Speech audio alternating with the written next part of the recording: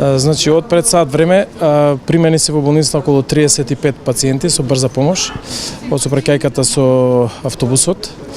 Од нив, за жал, 4 се мртви и еден е моментално во интензивна нега, му се прави реанимација.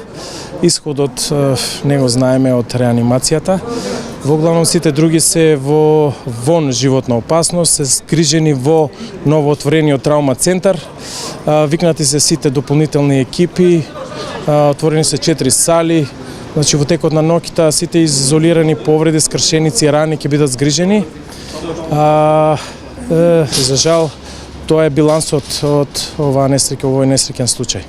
Па бројката е сега 35, али уште колку ќе дојдат не можам да ви кажам.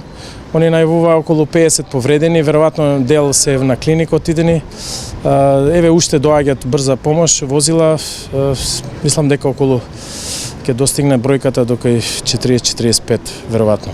И успее ли, има ли болницата капацитет да се справи со? Да, болницата има капацитет, сите екипи се повикани и се на работа. Операционите сали се отворени.